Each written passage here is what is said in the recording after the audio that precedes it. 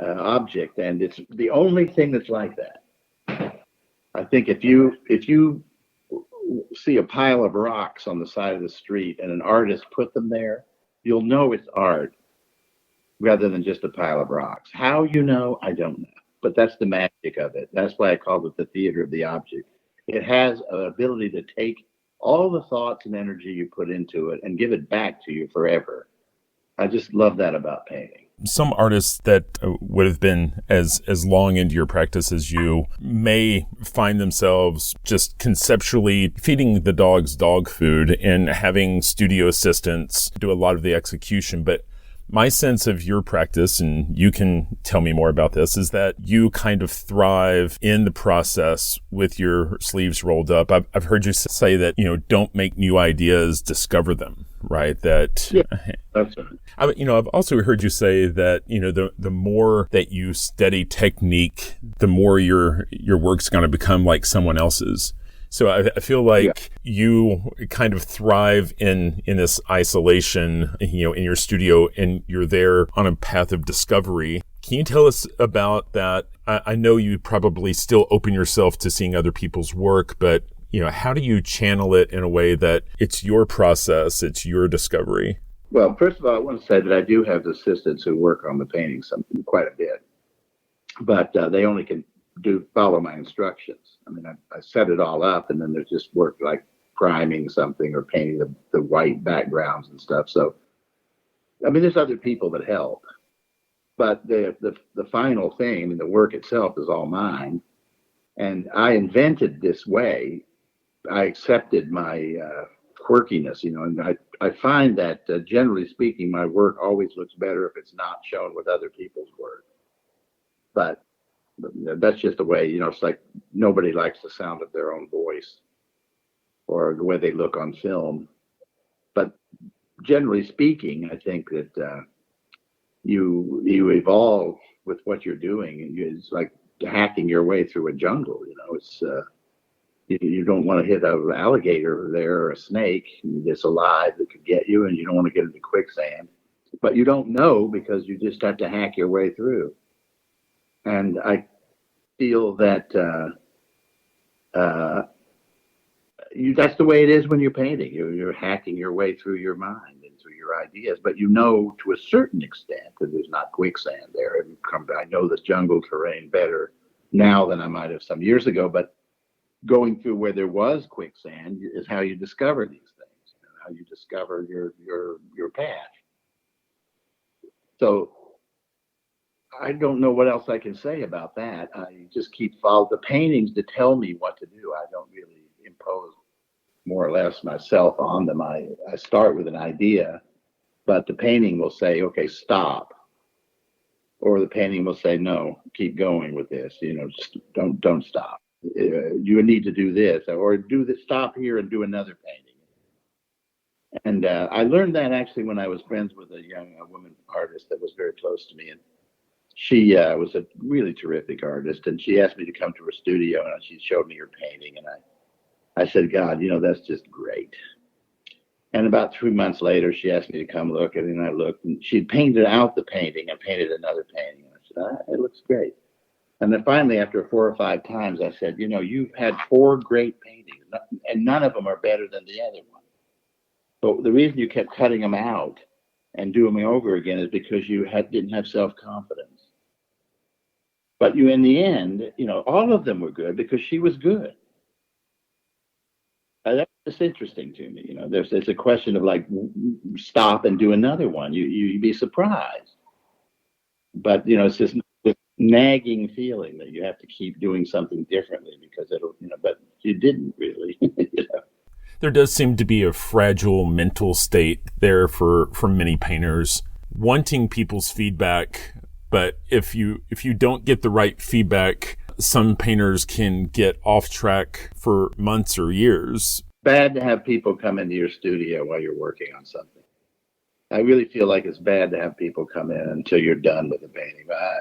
Anything they say can inform you or change something that you don't want, and you shouldn't have their things in your mind. But once you've finished it, you can have somebody come in and talk or have a cigarette, and do whatever you want. But I don't want somebody to to know or put any feedback at all into something I'm working on. I don't like it. It's Right. like somebody throwing salt in your goddamn stew before you finish making it. It's ruining it. So, I know it's been said before that you shouldn't let somebody know what you're going to name your baby until after the baby's born, because they won't argue with you about the baby's name once but they'll give you all sorts of opinions before the baby's born. Yeah. Well, you shouldn't decide the name till you see the baby anyway. Right. Exactly. I find that, a lot of times when you're done with the painting, it kind of needs to mature on the wall. I find if you can live with it for a week, 10 days, 2 weeks, and you're not obsessed with something that you feel like you need to change, then it's probably done. But it's hard to say that it's done and, right at a specific moment. It's probably the hardest thing that artists deal with is knowing when a painting is finished. What do you think? Well, you have to stop painting it when it's complete, when it's not a closed system. I used to say there's nothing more depressing than a finished painting. So every painting should have lead to another painting. You should always say, okay, stop, do another painting and see what you would do differently. But if you keep working on something until you think it's finished completely, then it's probably a bad thing. It has to be open-ended, and there has to be wonder in it, and say, as to where does that come from, and where does it go, and it has to give possibilities. It's like a person who has a fixed opinion. And they're not very interesting people. They can't change their mind. Mm-hmm. I mean, the most wonderful thing is to listen to somebody who gives you a story or something, and the story is open-ended. Right. That's why often I think that most movies is art for lazy people, because it's done in the beginning and ending, middle, beginning, start, middle, and end, and the end wraps it up, and it's done, and you can go out and. Yeah, I just think it has to be open-ended. I think I've just about taken up all the time that I've asked for, but I can't go without asking you about the Donald Sultan Art Hotel. I'm not going to talk to that many people who have a project like that living out there. Can you tell me how that project came about? That project came about through a collector and a person I was working with at Knoedler at the time, and. Originally, he wanted to make a series of art hotels in which artists would do the decor of the hotel, the whole thing, not just hang art in it. So he came to me and he said, "Would I do one?" And I said, "Yeah." He said he wanted to do one in Chicago and in Florida and various places. And he had different peoples. He wanted to do one in Rome, and he had artists for each one. He wanted me to do Chicago. And I said, "Oh, that sounds great. I'd love to do that." But then something happened, and the person that he was making a hotel in Budapest, and it was becoming a problem for him. I mean, the decor of it, and the people were fighting, the designers and the architects. And he asked me if I would just make that an art hotel. And I said, well, I would do that if I didn't give up my chance to do one in Chicago. He said, no, you wouldn't. So I said, okay. So I flew to Budapest, and I mean, we had, it's like an 8-hour flight, something like that, like 9-hour flight. And we arrived in Budapest. We went to a hotel, and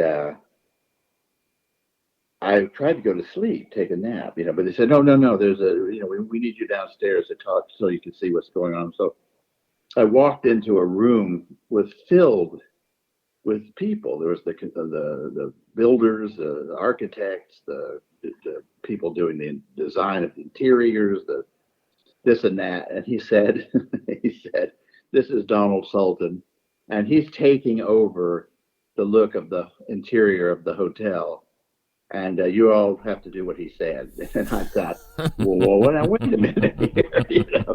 That was not what I did not realize. I thought I was just going to look to see where I would put artwork, not that I would do that. So then he said, "And we want to put a fountain in the lobby." And so I said, "Well, yeah, that's a great idea." But it turns out they had not built the floors of the lobby to be able to support a fountain. It's heavy, and they needed water and grain, all this stuff. So I had to figure out how to do a fountain in the middle of this place. But then basically, so then I had to do a tour of the place, and they showed me what they were doing, what they wanted to do, and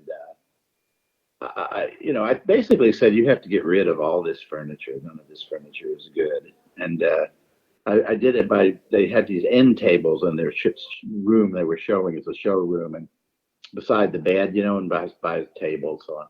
And it was sort of shaped like, I sat on it, and I said, and they said, well, what do you think? I said, well, I have to think right now because I'm sitting on the toilet, because that's exactly what the end tables looked like. They looked like a toilet. That kind of oval. I said, you got to get rid of all this. And I told them how to do that. They couldn't use the bathrooms the way they were doing it because you can't have glass counters on a sink in a bathroom, because everything shows. The toothpaste and everything will be stuck to the glass. So gradually, I ended up doing the whole thing. I told them what colors to use on the furniture. And I told them, because they had the back where these old 18th century, what were fishermen houses, and they were painted in the colors of the Hungarian, those places. There was kind of pinks and blues. They were really beautiful paint jobs. So I said, we'll just do the interior and rhyme those colors that we'll see through the glass of the windows and make it all come forward. So we ended up doing, I did all the carpeting. I did all the design of the rooms. I did carpets for all the rooms, and I did put art and everything. It was really an incredible project.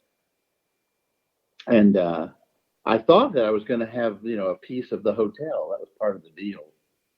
But somehow or another, the guy went into bankruptcy, and some other company took it over. And so somehow the thing that I had signed with him wasn't really valid. But anyway, I did the thing, and I still my name on it, and it's a gorgeous hotel. Really has a lot of art in it. I mean, all the carpets are fun, and it's nice. It's a very, very popular hotel. But I mean, your fingerprints are everywhere, right? I mean, I mean, this goes back to your theatrical background, right? The production design. I mean, carpets, the interior design, right down to teapots and and service plates and dishes, right? Yeah. We did the playing cards. Yeah. And the rooms all have carpeting that is based. They're slightly different colors on sort of alternating things. I can't remember all. Oh yeah, all the rooms have basically the same color, but the image on it is as if you drop spools of thread, and so there's white thread going through them. There's spools of thread, and then there's like gray sewing needles threaded that are laying on the floor, embedded in part of the design of the carpet. And so every now and then you feel like you have to pick something up. It looks like you dropped a piece of paper or something on the floor, but it's just the design. It's just a white spool. And they're really fun. They're really nice carpets. And I just pared down the colors of the room. And in all the bathrooms, we put a little sort of a cast iron grill, like a flower trellis of cast iron flowers in there. It's like a grill for a window in a, decorative window in old buildings. And then I think I don't really remember exactly what the sinks are like, but it's all pretty simple, and they're very nice. I have the black and white domino carpets that I had made in France. I had those reissued for all the wall carpeting in the lobbies. They're black dominoes with white dots on a gray back. And there's a lot of drawings of color. There's buttons and black buttons and blue carpets in all the lobbies. And each room has 2 prints or 3 prints. And so the 2 rooms together will have different prints. So if you have somebody who combines the rooms, they're not the same. So, I did it so that nobody would have, the same room.